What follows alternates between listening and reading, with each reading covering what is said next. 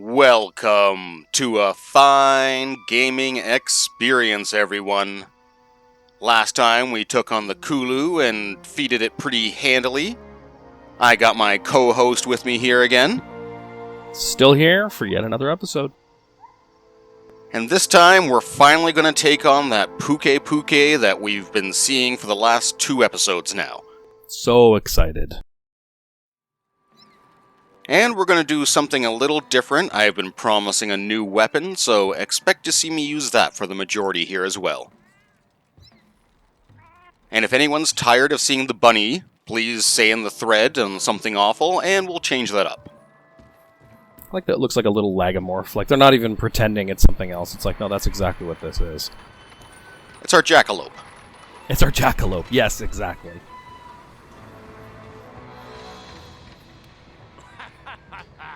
Get used to these guys. You will be spending half your game here. So much of the game here. But we got new armor to show off as well. So the Jagras set for the Great Jagras is pretty nice. It looks very similar to the Jagras armor.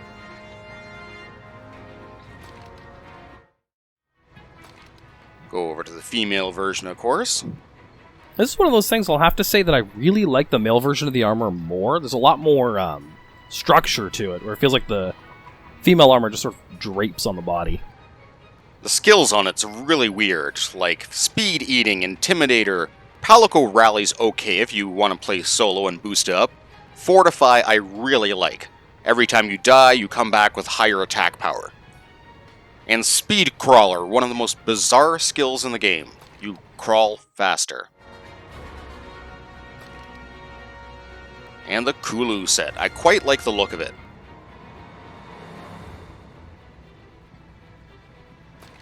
You will notice a lot of distinct differences between the armor sets, and that is intentional. Wow, I've never seen it on a female. That's actually awesome.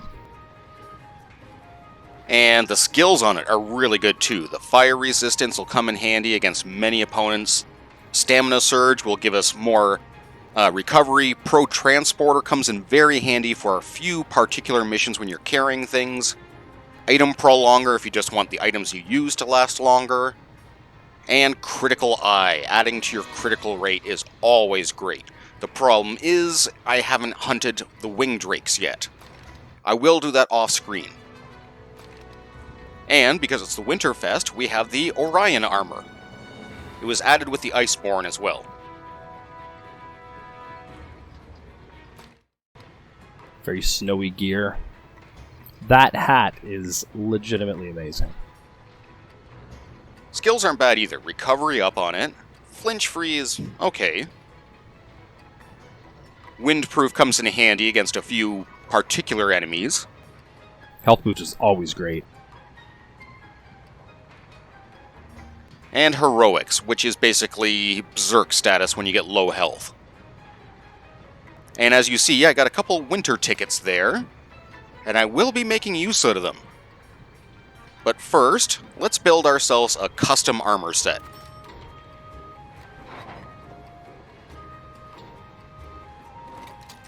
This is something that you should probably acknowledge that is going to be part of your life in Monster Hunter, so the earlier you get used to custom sets, the better. Custom sets are going to give you the skills you want. There are some armor sets that do have some combination skills, and the sets are sometimes built with a theme in mind, but overall it's better just to take the things that you really want on a piece. Affinity sliding is not the most handy, but will be useful in certain situations. Ironically, I take Fortify and don't really plan on dying much during this LP, but it'll help me during my farming. And we also get the Orion set as a layered set.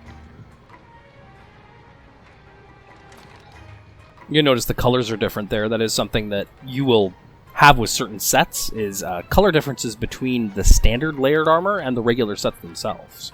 You reminded me of this last time. Ah, yes. Our wish list. I will complete that wish list item in between episodes, sadly, but you will see me add new stuff to it. Another good look at the Palico gear here. The Jagras one isn't anything too special, but I do like the giant gun hammer he gets.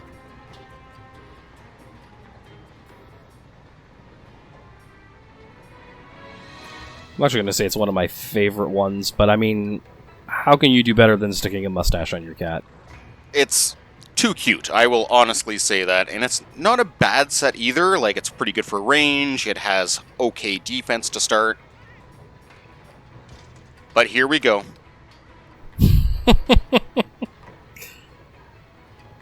Oh, are you going to pick it? I got the tickets. It is a really powerful set. Now, any of the holiday theme sets, especially for your Palico, are very powerful. They're not the best suits of armor you get, but your Palico almost always gets something really good.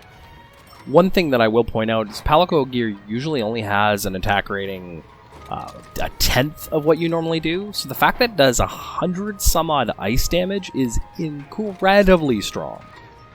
And we can't even do ice damage for quite a while. Now here we go. I promised a new weapon. It's probably not... Oh no. Oh, is it? It's the gun lance. It's an interesting weapon, and I will admit, I never really used it too much before practicing for this LP. It's a very interesting weapon, and we're going to upgrade this one to the Jagras version like we did for our Sword and Shield. I have a lot to say about the gun lance. It is not a bad weapon, but like most things in Monster Hunter, there's a lot of personal taste, and this falls at the very bottom of my personal taste list. It's unique for how it plays, and interestingly, I will use almost all of its big combos as soon as I get into the fight with the Pukei-pukei. If you notice on that list on the far right, it says shelling type normal.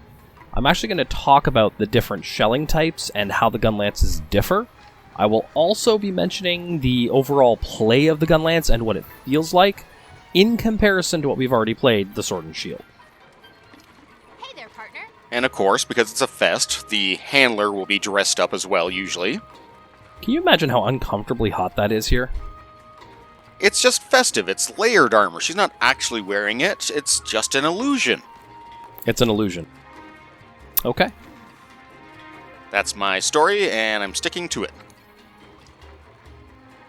I made a mistake here. I was about to start up the initial camp, but we purposely set that camp in the northeast, which is right beside where it usually starts.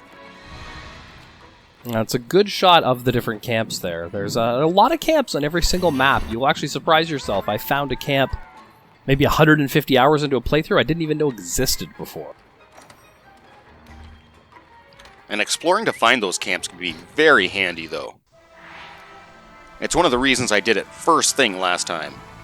Oh, yeah.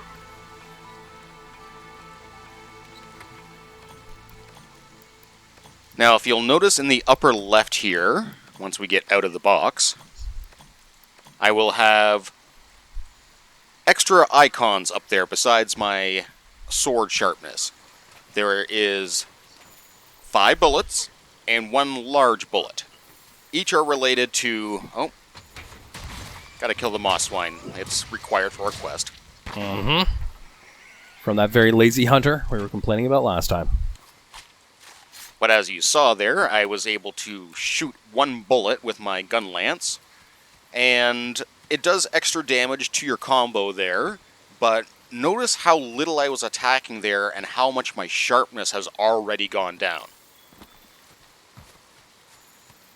That is a problem with the gun lance, is shelling, which is firing off those shots, quickly reduces your durability. And one thing that is very horrible about that, if your sharpness ever goes into the red, even if you have a full supply of bullets and ammo, you will not be able to fire your weapon. It makes it very, very poor choice for starting players just because your initial weapons won't have much sharpness. You're also going to notice the movement. You're moving much slower. And oh, there's that big shot right there. Like I said, I do most of the big combos. But the gun lance, you have to move very slowly, and you no longer roll. You actually do these hops. The hops are great, and that right there was the Wyvern Spike. You'll notice that the recharge section of the weapon is now flashing. It's red down there. The Wyvern shot, that Wyvern Stake, takes a while to recharge. so you always want to try to flip it over as quickly as you can. And if you noticed right after that Wyvern spike, I also got the burst shot off. I did my wide swing, released all my bullets at once into it. And this is something Pukei-pukei will do, and I wanted to leave it alone so I can show it off. He'll go around in the area and eat something different. One of his favorite treats will be scatter nuts. And if you noticed right there when he spat out his poison, and had a whole bunch of explosive bursts of those scatter nuts he just ate going off. He can store them in his mouth or in his tail. And if he stores them in his tail, that allows him to do a big poison cloud, as we'll see later. But just spitting them out can be pretty dangerous into itself, because you'll be poisoned and stunned for a while. That combo right there is one of the best combos for this weapon.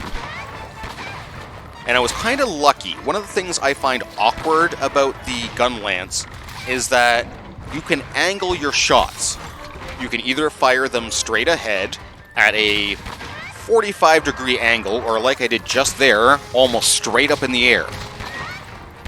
You can accidentally fire it at the wrong angle sometimes and just waste your time shots and leave yourself open to attack. I actually say gun lance is one of the hardest weapons to use, but if you start with it, you can learn those combos and figure out when to fire shots. Your shelling types are also going to matter for that. Some gun lances are better at bursting, doing rapid fire shots and hitting lots of enemies at the same time. Other gun lances are better at long range and precision, and the normal's kind of good at both. So it's an excellent start. Did you see how much damage that did, though? It's one of the things, like, the gun lance is really good at doing sudden burst amounts of damage. If you can safely guard and recharge your ammunition, stay sharpened and whatnot, you can do a lot of damage, but you gotta time it properly. But one good thing is that large shield will block so many attacks in the game. It's one of the best shields in the game. It is the exact same block power as the Lance, which is another weapon that I hope you play with at one point, one of my personal favorites. But yes, it can block pretty much everything in the game, and the only thing that it eats up is stamina. One of the things I'm hoping to do is goof around with most of the weapons. I'm very bad with some, so I will be embarrassing myself, no doubt, trying some out. Oh, we were talking about it before. Everybody poops. Everybody poops. Dung is not going to be something that we're going to use now, but to anybody playing this game for the first time, collect it everywhere you see it, dung pods are going to be extremely useful later on when we have to deal with multiple monsters. Well, actually, speaking of multiple monsters, we got something interesting about to happen right here. Because our Pukei-pukei is a little riled up, and it's hard to tell on the map, but if you notice, we're right beside the Jagras nest. We are. His big attack there just knocked open the wall, and pissed off the Jagras inside. Now, the healing medicine, was that supplied by the class, or did you make that yourself? I made that. It's part of my starter kit I made. The healing medicine is phenomenally good. It's a tiny little healing potion, and it's an instant use. You just kind of pop it in your mouth. Regular antidote is a long drink in order to get it to use. So I highly recommend, if you can ever do healing medicine, do that instead of antidotes when you're poisoned. If nothing else, you're going to be taking poison damage while drinking the antidote, and you're left open the whole time to possibly be attacked and waste your time. Always tired. This is one of the great things about the gun lance, is the amount of damage you can put off. Now there's the first flinch I think we've actually seen. The roar? Yeah. The flinches from the roars are not something you usually have with Jagras. Jagras is very scary. Now that's one thing I really like about big shields, though, is they're pretty good at blocking even roars. It's kind of fantastic to have them just waste their time doing the roar animation, and you being able to just wail on them. It's free hits.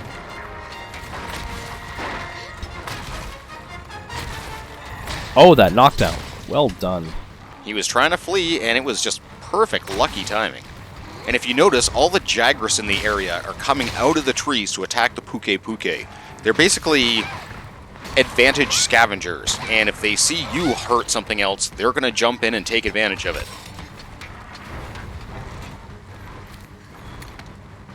Now you're noticing something on the minimap right now. Look down to the bottom left corner.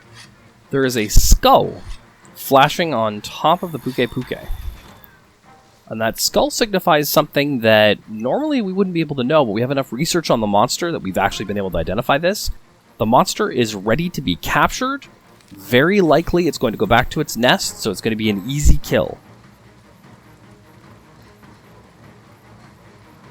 Yes, most creatures, once you see the skull icon, will go back to their resting area and try to recoup their health in some way. I was a little surprised because normally Pukei-pukei will go to sleep, and instead he's having a meal. I don't even know what he's eating. I think he's eating the little flies that are around the area.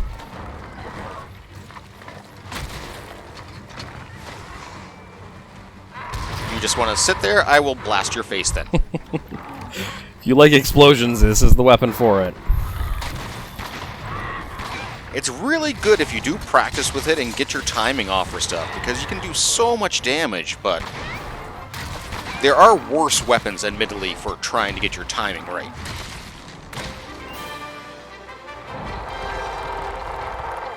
And that skull icon, if I had a trap and some tranquilizers, that would be the moment for me to use them.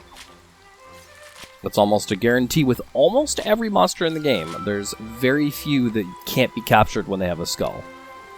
And the ones that you can't capture when they have a skull are either immune to capture or they're ridiculously strong. We won't see them for a bit, but they're quite the special case. Now, one thing about the gun lance I don't really show off is that it's amazing when you use it off your sliding attacks. It has a couple just right there. You basically shell the area around you. There are some really good hard-hitting attacks, but trying to kill these tiny moving insects with that is kind of ridiculous. It is not a weapon for small targets. But the good thing about killing those Vespoids is I was managing to collect a piece off them, which unlocks a new armor set, surprisingly. You don't see it this episode, but I'll show it off next for you. All my goodies. Don't feel bad if your hunts aren't as quick. You're going to take a long time to learn this game, and even at this point with a weapon that you're not that commonly well versed in, you're still very fast as a hunter. You've done well.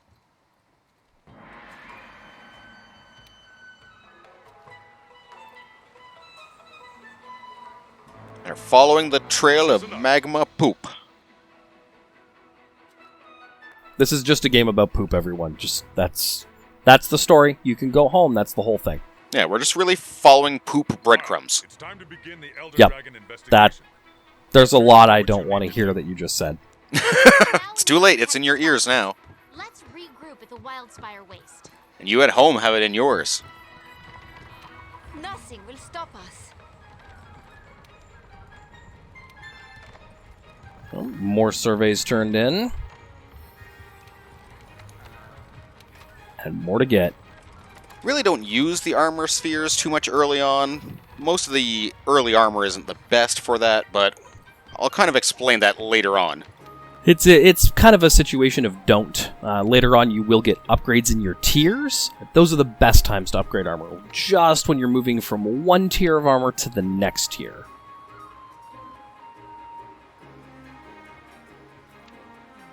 The research levels don't really show off too much except for how your scout flies work, but... Now, one thing I was wrong on. I did say that monsters that we've only seen show up in expeditions.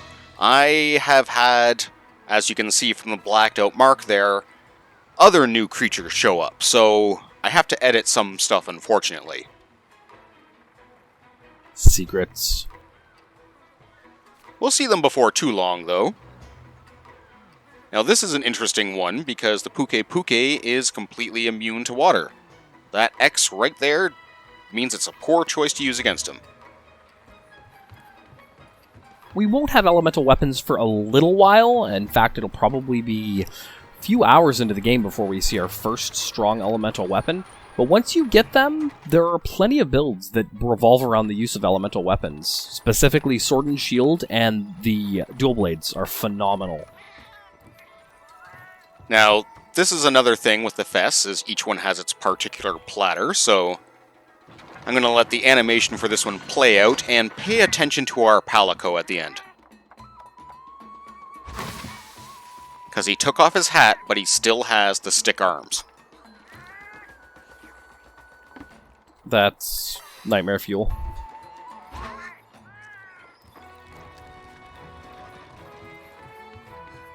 Does that mean like the regular Palico arms? I don't want to answer this question. I have a lot to think about. Likely we'll discuss it in the next episode. Now here's another great thing with Fess, is that everything is half price. And I've said this before, I'm going to say it again. Buy ammo. Buy all the ammo. Hopefully you buy some ammo this time. If not, hint hint, the next time that you're getting ready to record, I strongly suggest you get some more ammo.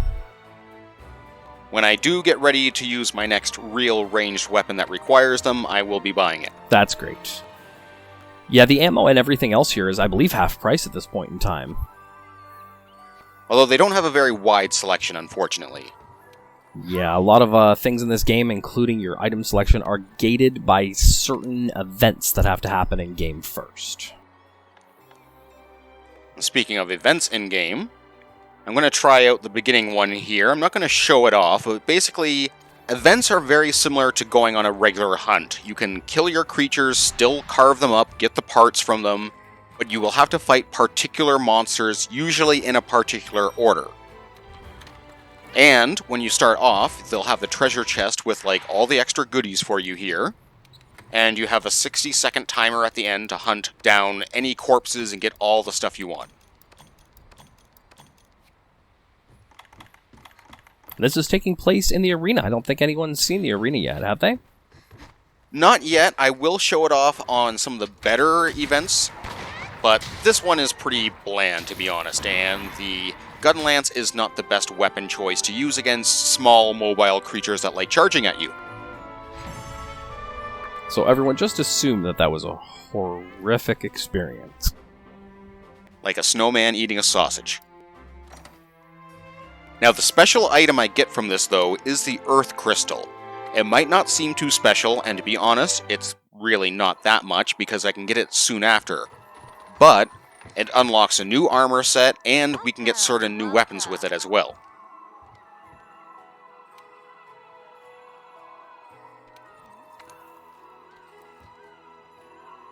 And I will show you the arena challenge I did last time that I had to edit out.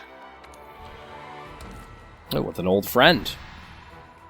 So, because I'm not sure how much of this we're going to detail, I will say, again, arena quests have a specific weapon selection. So you're going to notice the different choices of weapon that you can get here. The Sword and Shield, the hammer, I believe that's a switch axe, the light bowgun, and my favorite, greatsword. Your choices are limited not only in what type of weapon, but literally the entire set of gear and even your item selection is pre-selected for you. Which can make it a bit interesting, because you might say, hey, I'm really good with the sword and shield, or the hammer, or whatever, and then you go in and your items are actually very poor to match it. Usually they'll balance it out, but as you can see, the chest has nothing. It's all in our inventory. Usually they'll give you stuff to boost your stamina and health right off the bat. I only have one health, though, booster. Should be a good amount, though. Lots of fun toys here. Lots of things everyone's probably not seen yet. And another great thing about doing the arenas, you're really not paying anything. You don't need to eat. In fact, don't eat before an arena. Your boosts will not remain for the actual arena fight. And more importantly than that, this will teach you to use weapons and items you never thought before. These are combinations that are generally built for a specific purpose, so they can really help you learn your weapons and learn these ways to play. That was a quick mount. Yep. And what's actually interesting about this set of items they give me is that the whole set is based around trying to keep the Pukei-pukei stationary in some form. So I have my paralysis knives I'll be using in a little bit here. I have flash pods, which we haven't seen yet, I'll be showing off. A lot of new items we use. And what I really like about this fight, you saw me fight it with the gun lance. And with the sword and shield, I'm a lot more proficient. As you can tell, I am in the air for almost all of its attacks.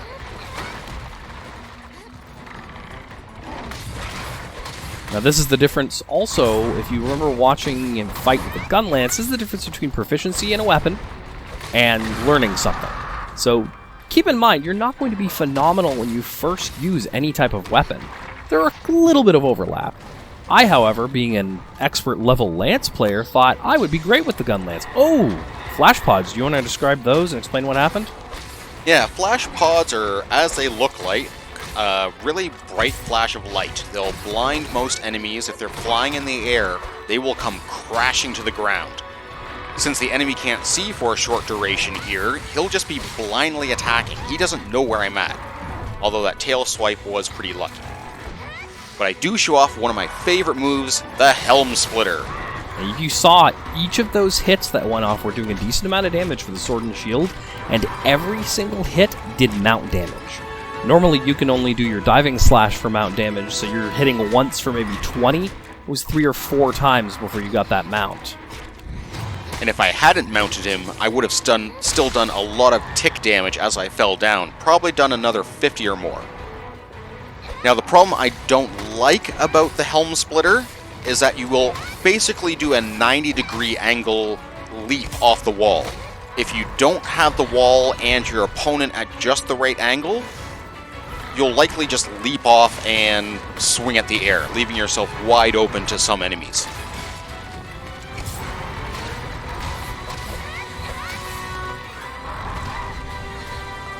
There are various ways to play the sword and shield. You can play as more of a helper character, using items with the ability to not have to put your weapon away. There's paralysis right there. You can also play the sword and shield more of an aerial mode, which is what you're doing right now. And it's a very good combo weapon. You can actually just stay between an enemy's legs, and it has several infinite combos. You can just keep striking non-stop. One of the nice things with staying like that close to an opponent, when Pukei-pukei is doing his big tail swing, you'll be too close. It'll swing past you. I believe his poison spit's the same way.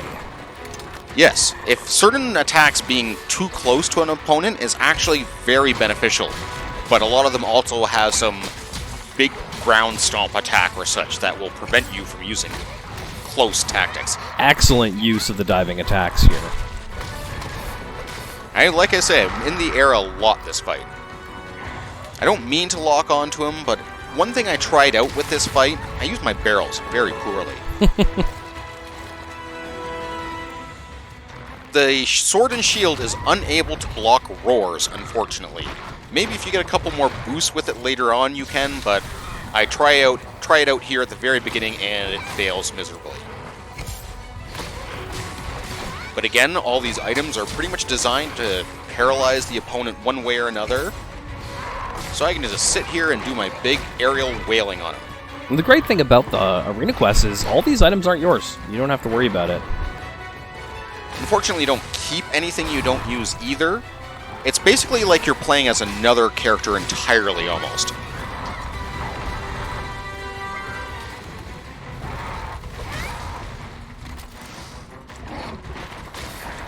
Some great moves with rolling between the legs there.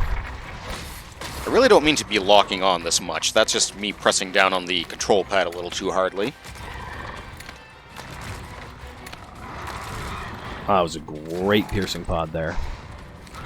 It's a great way to show off on how efficient they can be. Another thing you're going to notice about the pod weapons is that they are going to have a set number of hits each. I believe piercing pods have 3. So once you have those 3, you see another piercing pod down on the ground, you want to go and collect it at that point in time. It was a pretty quick win. I find the animation, though, really funny, because I was doing my leap attack, and I wasn't able to do my downward slash or shield smash, so I just fall. That's okay. You still won. You'll notice the timer here is a lot shorter. There's a couple reasons for that. The first of which is to discourage you going to farm the monster, because any items that you farm off the monster are actually disposable items, and they will not come with you after the quest. So just enjoy your time, play with your emotes, Is that something we're going to take a peek at? Because the emotes are pretty fun. I will show off the emotes at some point, and we get various coins. That's the main thing to do here. The coins can be traded in for a lot of special armor sets, there's particular weapons that are really good that use them, and there is a special thing we can get if we do really good on all the arena fights. All of the arena fights. Which will be quite a ways away, and I don't know if everyone wants to see me refight all the monsters. Well, that can all be done off camera. But I hope you join me next time when we do a bit of traveling. If you saw from the text, we'll be visiting a whole new area next time. So take care, all.